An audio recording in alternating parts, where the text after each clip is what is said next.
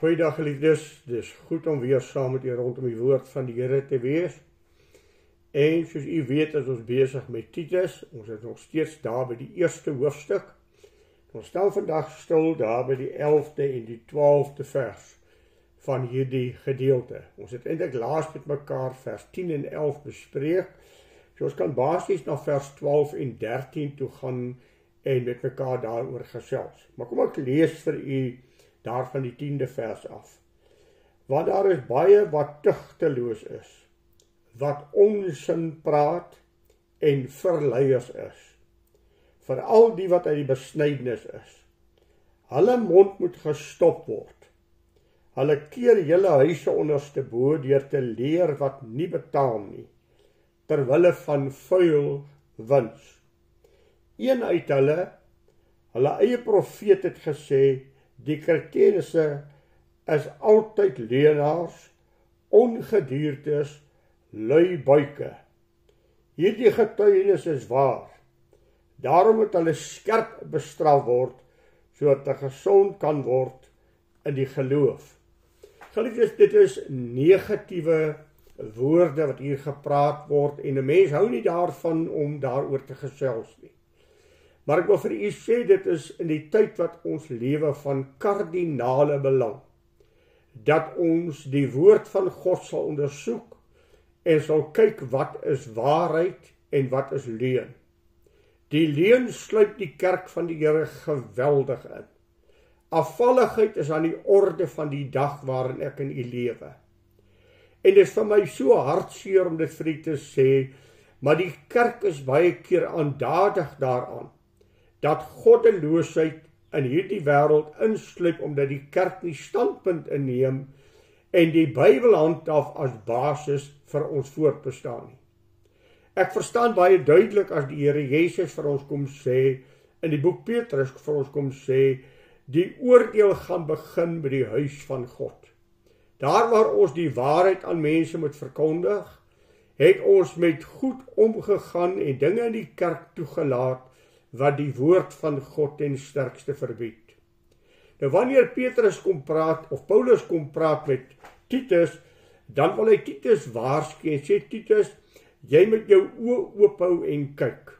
Daar is dwalinge wat die kerk gaan inkom, en dan gebruik hy woorde. Hierdie mense moet sterk aangespreek word, hierdie mense moet uitgewys word, en hierdie dinge kan nie in die kerk van die Here toegelaat word nie. Geliefdes, in 'n sekere sin, as God vandag na die kerk kyk, wonder ek of God nie sal sê, julle het my huis 'n rowerspelonk gemaak. Ek wonder of die seën van die Here nog op die kerk rus, omdat ons by die woord van God bly. Of het ons kompromieë aangegaan oor so baie dinge, dat die kerk van die Here vandag nie meer geken word as kerk van God nie. Daar is bykans geen verskil meer tussen die kerk van die Here en die wêreld daar buite nie. En die rede daarvoor is mensgerig.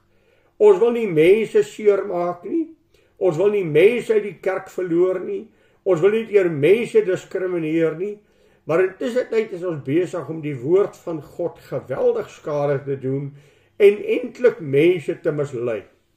Dan moet ons eerder op 'n plek kom, al is dit hoe hartseer as ek dit vir u sê, dat mense maar uit die kerk uitgaan en besef dat hulle lewe nie volgens God se woord nie, dan sal hulle dalk tot inkeer kom en besef hulle is sondaars, want die kerk, die wedergebore kindertjies van die Here, kan nie met ons vrede maak oor hierdie goed nie, want dit is teen die woord van die Here.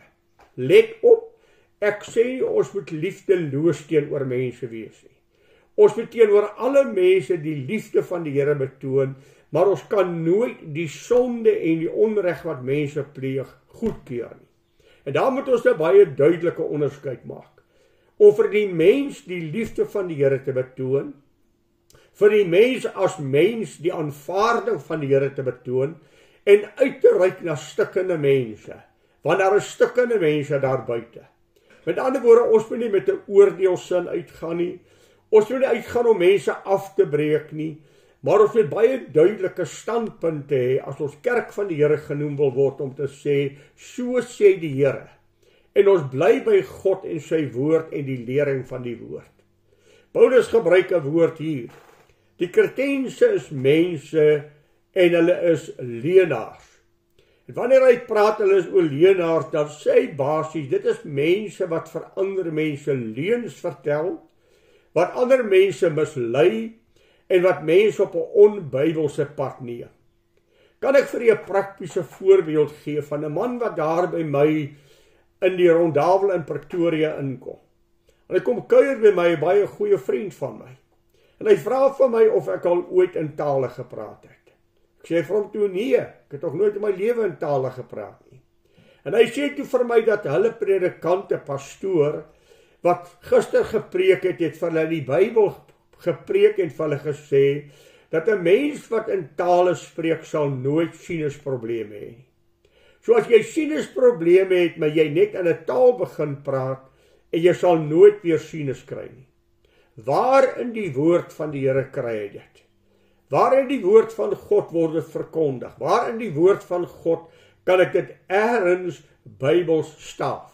Dit is 'n leuen wat aan mense verkondig word. Omdat ek een of ander teologie of 'n bybedoeling het om almal in tale te wil laat praat, en nou vir hulle sê hulle sal nie weer sinus kry nie, weet ek nie. Maar dit wat hy verkondig is nie die waarheid nie, is 'n leuen. En daarom kry jy mense, hierdie leenaars veral, wat een enkele skrifgedeelte uit die Bybel sal vat, 'n teks, en dan sal hy 'n hele leerstelling bou op 'n teks, maar die res van die Bybel ignoreer hy. Wanneer ek en u iets in die Bybel ontdek, moet ons hierdie teks toets aan die res van die skrif. Is dit wat die res van die Bybel vir ons sê, of spreek die Bybel juis teen dit wat ek nou sê, maar ek gebruik hierdie teks om my doel te bereik van wat ek wil sê. En daarom sal jy baie keer by jou Prosperity en by hierdie mense kry dat hulle 'n teks sal aanhaal en hierdie teks sal verkondig. Maar dit is teen die totale leer van die Bybel, dis nie waar nie. Ek dink aan 'n man wat hier in Suid-Afrika was en byvoorbeeld by 'n sekere diens die volgende uitspraak gemaak het. Vir die volgende 7 minute gaan die seën van die Here oor hierdie gemeente uitgestort word. Daar is oral in hierdie gebou van hierdie kaartmasjienkies, en as jy jou baie gou haas, en as jy binne die volgende 7 minute R1000 vir die werk van die Here gee, sal die seëninge van die Here milddadig op jou neerdal, en sal jy een van die geseëndes van die Here wees. Mense het mekaar omtrent vertrap, om by die masjienkie uit te kom, om binne die volgende 7 minute net hulle R1000 te kan gee, sodat hulle die seën van die Here kan beerwe. Wat is dit, geliefdes? Dit is misleiding van mense, dit is geldgierige mense, dit is mense wat ander mense uitbuit, en van hulle self miljoene by mekaar maak, met 'n valse ding wat hulle verkondig. Waar in die Bybel vind jy dat God se seën gekoop kan word met geld? Waar in die Bybel kry jy dat God sy seën vir 7 minute bedoel, en dan trek hy sy seën terug, as jy nog nie betaal het nie? Dis 'n totale onbybelse leuen, maar mense stroom en vertrap mekaar, en hulle glo hierdie waarheid wat hierdie persoon verkondig. Ek dink aan 'n ander persoon wat uitgenooi is, om in Suid-Afrika die woord van die Here te kom bedien. En sy antwoord was, as julle R100.000 op die tafel neersit, sal ek kom. Dan sal ek julle kom bedien. Is dit reg, geliefdes? Is dit wat die Bybel leer? Jy sien, geliefde, mense word uitgebuit deur leuns wat verkondig word en leuns wat vir mense opgedis word. Daarom noem Petrus ook hierdie mense nie alleen leuenaars nie, maar hy noem hulle ongediertes. Wat is 'n ongedierte, geliefde? Dis iemand wat iemand anders se lewe verwoes. Hulle verwoes die lewens van mense, hulle skeur die lewens van mense uitmekaar, en hulle gee vir mense verdigsels om te glo. En dis nie waar nie, dis nie Bybelse waarhede nie, maar hulle is net vir hulle self ingestel, as ek net die voordeel kan kry. As ek net vir myself 'n bate hieruit kan kry, dan gee ek nie om vir hoe ek mense mislei, en hoe ek mense op 'n verkeerde roete plaas nie, as ek net kan kry wat ek wil hê. En ek is besig om mense uit te buit, en die lewens van mense te vernietig, terwille van my eie voordeel. Ag, geliefdes, as 'n mens net dink oor wat die Bybel vir ons sê, dan sê ek baie keer, ek wonder hoe gaan hierdie mense eendag voor God rekenskap gee. Hulle skamel nie daaroor om mense uit te buit en miljoene, en geliefdes, ek sê vir u miljoene, uit mense se sakke uit te steel, met stories wat hulle het, en onthou daar is so gesegde, soos elke ketter het sy letter. Elke dwaallering het 'n teks in die Bybel wat hy gebruik. Die grootste wapen in die hand van die duiwel is die skrif. Maar is die skrif verkeerd aangehaal? Onthou ek toe die Here Jesus versoek het, die duiwel elke keer vir hom die Bybel kom sê. Daar staan geskrywe. Hy gee vir hom die skrif. En toe moet die Here Jesus 'n regstelling maak om te sê, maar daar staan ook geskrywe. U sien, geliefde, ons kan 'n teks uit die Bybel uit gebruik om enigiets te bewys. Jy kan enigiets in die wêreld goedkeur deur 'n teks uit die Bybel uit te gebruik en hierdie teks aan te hang en te verkondig en mense op 'n dwaallering te bring. Petrus het baie sterk daaroor gepraat. En hy het mense gewaarsku. Paulus het vir jong Timoteus gewaarsku. Timoteus die dae gaan aanbreek dat mense nie meer die waarheid gaan glo nie. Dat hulle vir hulle predikers gaan kry wat hulle die gehoor streel. Ons gaan tyd aanbreek wanneer daar goddeloosheid aan die orde van die dag is. En ek wil vir u sê, die tyd wat ons lewe, vind dit geweldig vinnig plaas. Geliefdes, ek luister na TV-programme en ek wil die programme uitlig nie.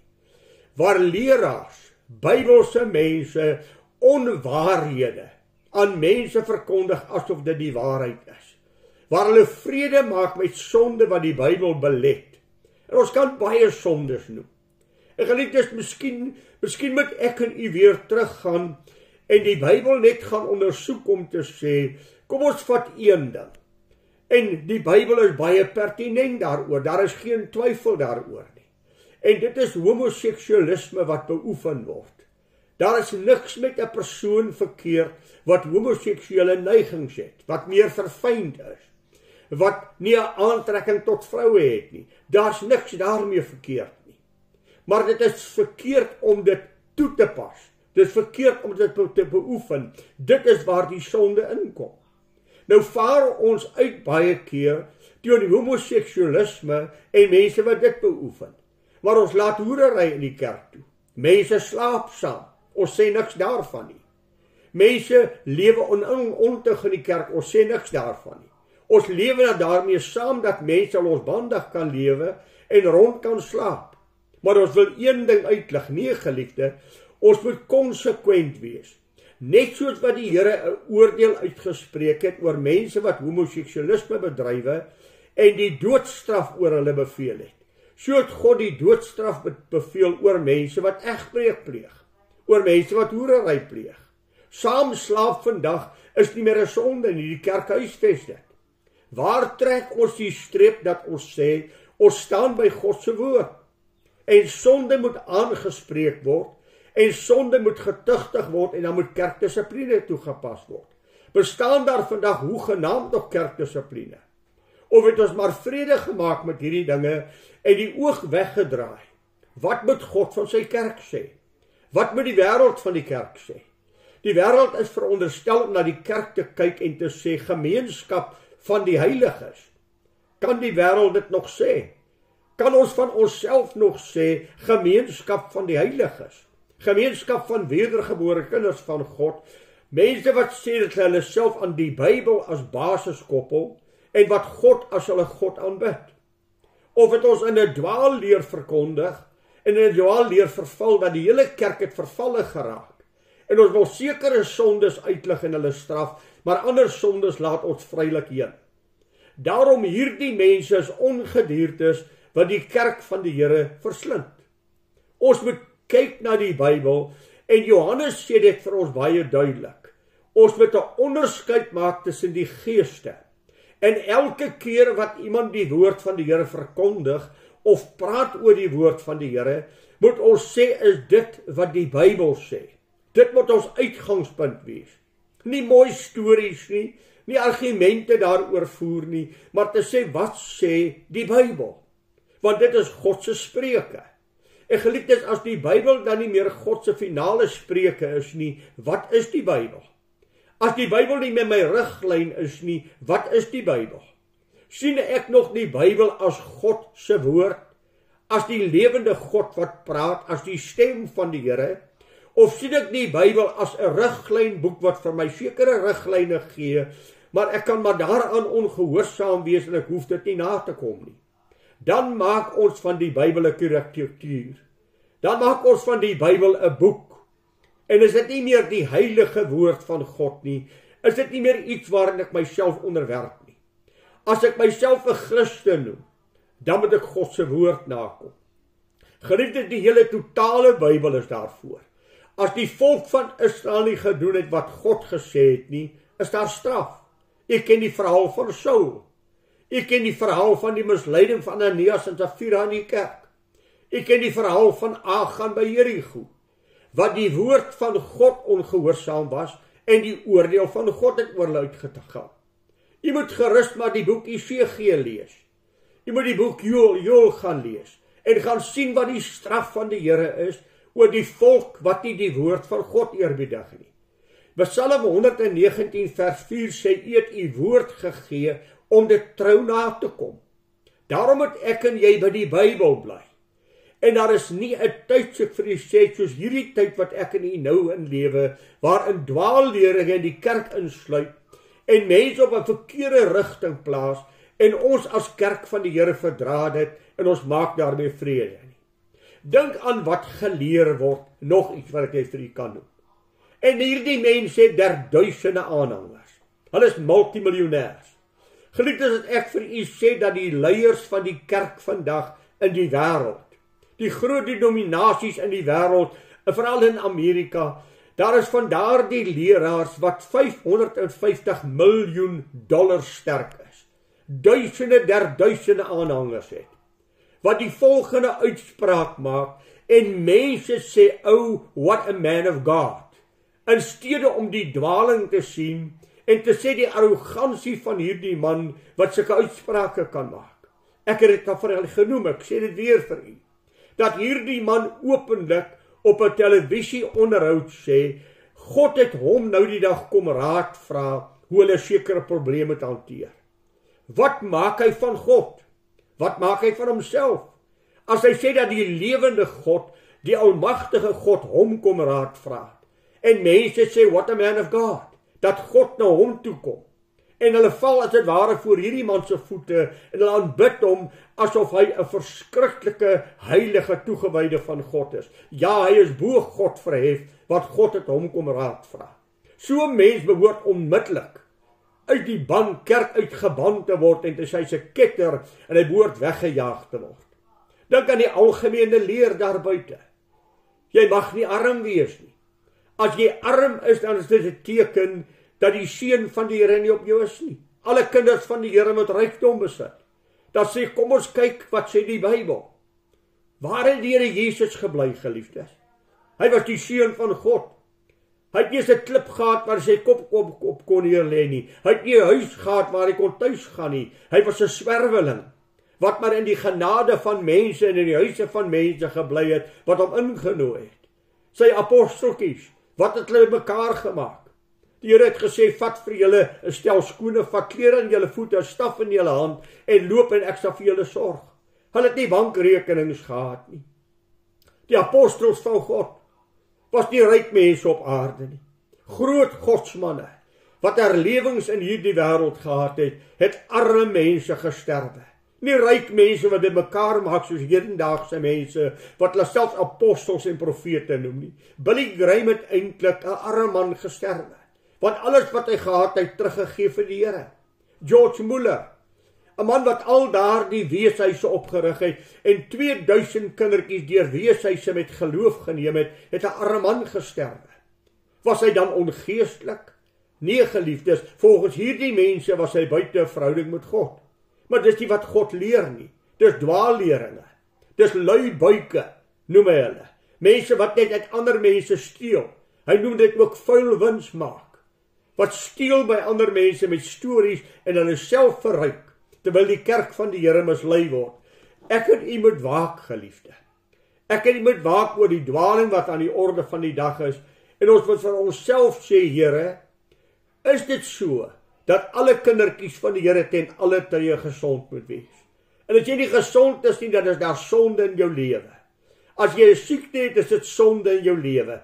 Is dit so? Nee, die Bybel sê dit nie. Daar is hoeveel van God se kindertjies wat liggaamlike kwale gehad het. Dink aan Timoteus wat die maagprobleem gehad het. Paulus sê nie vir hom gaan bely jou sonde nie. Paulus gee vir hom 'n raad, wat hy iets moet gebruik terwille van sy maag, dat hy gesond kan word. Daarom wil ek vir u sê, ons moet kyk na die dwaling. Ons moet by die Bybel bly. En die Bybel moet ons enigste motto, ons enigste lering, ons enigste teregwysing en kompas in die lewe wees. Waak daaroor, oor wat mense vir jou opdas. Dat jy nie sluk wat mense vir jou sê nie. Maar dat jy die dwaling sal onderskei om te sê, dit wat jy nou gesê het, is nie wat die Bybel sê nie. Geliefdes, Paulus maak 'n uitspraak. En ek weet daar's mense wat nie hou van wat ek miskien sê nie. Maar Paulus maak, Paulus maak 'n uitspraak aan Titus. En hy sê vir Titus, hierdie mense moet sterk bestraf word. Hierdie mense moet sterk teëgestaan word. Ons kan nie maar swyg oor hierdie dinge nie, want as jy swyg, dan laat jy die onheil toe om voort te gaan. Dan laat jy toe dat die sonde maar voortgaan. Iemand moet in die bresse staan om te sê, al staan ek alleen. Dit wat jy nou verkondig is dwaling, is nie van God nie, is misleiding, en jy's 'n dwaalleraar wat die volk van God op 'n dwaalweg lei. Hulle moet sterk teëgespreek word. Hulle moet sterk aangevat word. Ons kan nie maar vrede maak met dwaling in die kerk van die Here nie. Want ons het te maak met die koninkryk van God, ons het te maak met die heilige woning van God, ons het te maak met die naam van die Allerhoogste God. En ek en jy as kind van die Here met hierdie goed teestaan, ons moet dit sterk aanspreek. Hoor wat sê, as hy dit vir hulle sê. Ek wil dit weer vir u lees. Hy sê, hulle doen dit vir vuil wins. Een van hulle het gesê, hulle moet skerp bestraf word, sodat hulle gesond kan word en die geloof kan terugkeer. Dit moet my motief wees. Nie om hierdie mense af te breek nie, maar hulle sterk teë te gaan en hulle tot die waarheid te bring. Broeder, dit wat jy verkondig is nie Bybels nie. Broeder, dit wat jy sê is teen die woord van God. Broeder, jy is besig om die gemeente van die Here te mislei. Dis nie die waarheid wat jy verkondig nie. Kom tot bekering. Maak jou lewe reg met God, want jy gaan die oordeel van die Here oor jou lewe kry. Ons moet altyd in liefde teregwys en in liefde optree, maar ons durf nie swyg nie. Ons moet sterk praat, al praat ons in liefde, moet ons nog steeds sterk praat. Al praat ons ernstig, moet dit nog steeds met liefde wees. Dit moet nie verdoemend wees nie. Ons kan geen mens verdoem nie, maar ons moet die mens beskerm teen die dwaling wat verkondig word. Ons moet die naam van God beskerm deur die dwalinge uit te wys. Mag die Here vir ons help, dat ek en jy getrou by die Bybel en die Bybel alleen sal bly. Die Bybel van God het geen regstelling nodig nie, het geen korreksie nodig nie. Dit wat in die Bybel staan is wat God bedoel het, dat sy kerk sal wees en wat ons sal nakom. Ons gaan volgende week met mekaar nog een keer daaroor praat. Dan kyk ons na die 14de vers, die 13de, 14de vers, en hoor wat sê, en dan gaan ons aan met die woord van die Here. Mag die Here vir u ryklik seën. Bly by die waarheid, want dit is net die waarheid wat vry maak. Die leuen bind jou. Die leuen bring jou in bande van dwang. Maar die waarheid van God se woord maak vry. Kom ons gaan verkondig die waarheid. Kom ons gaan praat met mense wat 'n verkeerde pad loop, en ons waarsku hulle om hulle lewens met God in die reine te bring, sodat hulle met God se seën te maak kan hê. Mag die Here vir u ryklik seën, totdat ons weer met mekaar saamkuier. Goeiedag vir u.